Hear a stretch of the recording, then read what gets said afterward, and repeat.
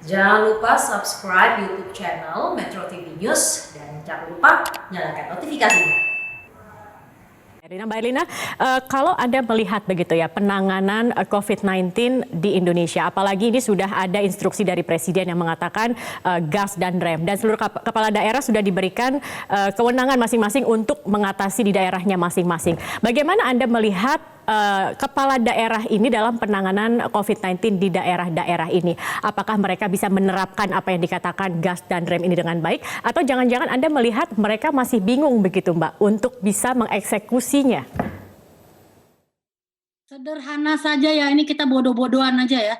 Kalau angka terus naik itu artinya ada kegagalan di situ. Jadi artinya pandemi tidak terkendali. Ya. Memang dikatakan rasionalisasi peningkatan kasus adalah karena kapasitas lab yang makin meningkat. Oke, saya setuju dengan itu. Tapi kalau terus meningkat dengan positivity rate yang juga naik, itu artinya penyebaran tidak bisa dihentikan.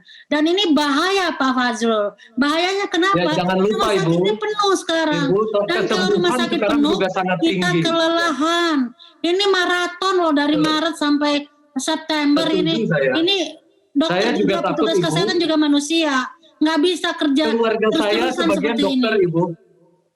Keluarga saya sebagian dokter, anak saya juga sarjana kedokteran. Jadi kami juga saya tahu menghadapi itu. masalah Tapi kita nggak lihat keluarga sekarang ya. Baik Mbak Erlina, jadi kalau Anda melihat sebenarnya saat ini apalagi kita melihat kondisi tadi Anda katakan positivity rate kasus COVID-19 Agustus ini mungkin tertinggi dibandingkan dengan bulan-bulan sebelumnya. Di Agustus ini positivity rate-nya adalah 15,3%. Sebenarnya penanganan saat ini yang menurut Anda rem atau injak rem ini seperti apa yang ideal? Ya gini ya Mbak Saskia ya, ini saya curhat nih ya. Indonesia itu sekali lagi saya katakan punya banyak aturan yang bagus, guideline yang bagus, pedoman bagus, SOP bagus, semua dokumennya bagus, di atas kertas bagus. Tapi kelemahannya adalah implementasi, pengawasan, supervisi, itu lemah banget jadinya seperti ini. Oke. Pengawasan yang lemah, Mas Fajrul. Apakah Anda juga melihat ini? Seperti juga tadi sebelum jeda pariwara saya katakan kalau mengenai protokol kesehatan begitu. Ini kalau kita lihat memang protokolnya baik, indah begitu. Kalau kita baca memang seperti itu. Tetapi kalau kita lihat eksekusinya di lapangannya tidak seperti itu, Mas Fajrul. Apakah tidak ada alarm dari pemerintah melihat kenyataan-kenyataan di lapangan saat ini yang terjadi? Ketika Maret ya, PSBB terjadi di beberapa tempat di Indonesia, terutama di 4 provinsi dan di beberapa kabupaten kota, itu melalui maklumat Polri, sudah hampir 5 juta kegiatan untuk membubarkan kerumunan massa. Tetapi memang belum dijalankan, seperti Undang-Undang Kedaruratan Kesehatan itu yang mengatakan mereka bisa kena pidana 1 tahun atau denda 100 juta. Terus kemudian karena daerah-daerah memerlukan payung hukum, Presiden itu mengeluarkan Inpres nomor 6 tahun 2010 tentang peningkatan disiplin dan penegakan hukum protokol kesehatan dalam pencegahan dan pengendalian COVID-19. Nah itu tadi yang disebutkan oleh Mbak Saskia, misalnya daerah-daerah misalnya dapat memberikan sanksi lisan, tertulis, kerja sosial, denda administratif, hingga penghentian dan penutupan penyelenggaraan usaha, baik pada perorangan, pelaku usaha, pengelola atau penyelenggara penanggung jawab. Nah itu pemerintah daerah. Fazrul, itu semua di atas kertas. Kenyataannya implementasinya nggak seperti itu. Kalau itu berjalan dengan baik, mestinya pandemi ini bisa sudah mulai menunjukkan penurunan atau mulai terlihat teratasi. Ini kan kasusnya naik terus. Baik, jadi Mas Fajrul, kalau kita lihat faktanya Mas Fajrul saat ini kasusnya di Agustus ini justru semakin bertambah begitu. Apakah sebenarnya juga untuk tolak ukur gas dan rem kepada kepala daerah? Apakah sebenarnya Presiden Jokowi sudah memiliki standar untuk tolak ukur yang sudah disampaikan juga kepada kepala daerah ini? Sudah disampaikan kepada 34 kepada gubernur kemarin dalam ratas. Dan masing-masing gubernur sudah melaporkan apa yang terjadi di daerahnya masing-masing dengan data-data, dan Presiden menyampaikan arahan bahwa rem dan gas harus jelas dimainkan agar kita bisa terus menekan yang namanya positif atau kematian ini. Tetapi catatan yang penting, kesembuhan dari para orang yang terdampak COVID-19 itu juga sangat tinggi di Indonesia. Nah, kalau daerah yang tadi sudah direm, itu salah satu contohnya adalah Bali, di mana rencana pariwisatanya dibatalkan untuk dibuka pada 11 September nanti, begitu. Baik, Bu Erlina, kalau Anda sendiri melihat bagaimana ini Bu Erlina, apakah dengan kasus yang semakin meningkat seperti saat ini, apakah ini sudah waktunya satu komando saja begitu, Presiden Jokowi saja yang mengeksekusi, yang memberikan arahan terkait dengan penanggulangan pandemi ini, tidak lagi diserahkan kepada banyak pihak, dalam hal ini adalah kepala daerah, atau seperti apa kalau menurut Anda Bu Erlina?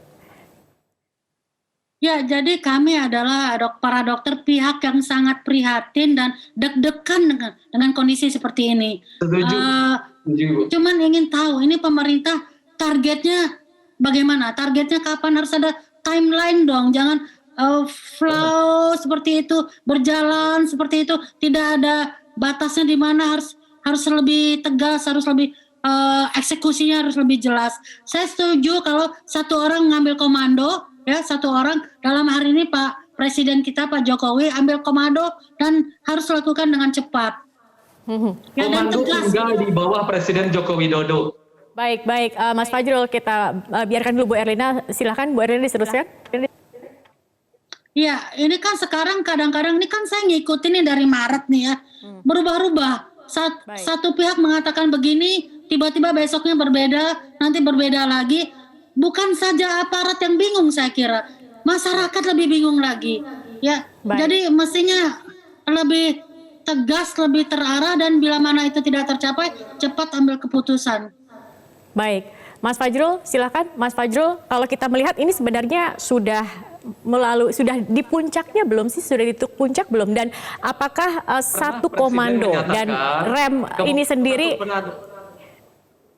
Pertama, ini satu komando di bawah Presiden Joko Widodo. Kemudian dalam pelaksanaan di lapangan itu di bawah yang namanya Komite Penanganan COVID-19 dan Pemulihan Ekonomi Nasional. Yaitu satuan tugasnya untuk COVID adalah Letnan Doni Monardo. Kemudian yang ekonomi itu Pak Budi Gunadi Sadikin. Nah, ini tetap berjalan sebagaimana adanya. Bahkan Pak Erick Thohir sebagai ketua komite itu sekarang ditampingi oleh 2 wakil, yaitu Kepala Staf Angkatan Darat, yaitu Jenderal Andika, kemudian Wakapolri. Jadi upaya untuk memadukan adanya pendisiplinan terhadap masyarakat dalam menghadapi COVID-19 ini betul-betul dibantu oleh TNI dan Polri yang sesuai dengan undang-undang yang menyatakan bahwa mereka bisa melakukan kegiatan di luar yang langsung terlibat dengan masyarakat. Baik. Jadi sekali lagi saya mengatakan komando di tangan. Baik, sayangnya durasi kita terbatas. Mungkin kita bisa berdialog lagi nanti Mas Fajrul dan juga Bu Erlina di lain kesempatan. Mungkin kita bisa bertemu langsung kalau pandemi ini sudah menurun begitu dan juga kondisi sudah kondusif. Tetapi terima kasih sudah bergabung bersama kami malam ini. Kita tunggu Mas Fajrul apa keputusan dari Presiden, kemudian jangan sampai remnya blong ini Mas, karena kita lihat di Agustus ini angkanya semakin naik. Kita harapkan di bulan September ini ada penurunan dengan eksekusi yang nantinya akan dilakukan. Dan juga Bu Erlina, sekali lagi kami juga mengucapkan turut berduka cita atas wafatnya rekan-rekan Anda dalam menjalankan tugasnya. Terima kasih sudah bergabung bersama kami di Prime Time News. Mbak Erlina, kalau Anda melihat begitu ya penanganan COVID-19 di Indonesia, apalagi ini sudah ada instruksi dari Presiden yang mengatakan gas dan rem, dan seluruh kepala daerah sudah diberikan kewenangan masing-masing untuk mengatasi di daerahnya masing-masing. Bagaimana Anda melihat kepala daerah ini dalam penanganan COVID-19 di daerah-daerah ini? Apakah mereka bisa menerapkan apa yang dikatakan gas dan rem ini dengan baik? Atau jangan-jangan Anda melihat mereka masih bingung begitu Mbak untuk bisa mengeksekusinya? Sederhana saja ya, ini kita bodoh-bodohan aja ya. Kalau angka terus naik, itu artinya ada kegagalan di situ. Jadi artinya pandemi tidak terkendali. Ya, memang dikatakan rasionalisasi peningkatan kasus adalah karena kapasitas lab yang makin meningkat. Oke, saya setuju dengan itu. Tapi kalau terus meningkat dengan positivity rate yang juga naik, itu artinya penyebaran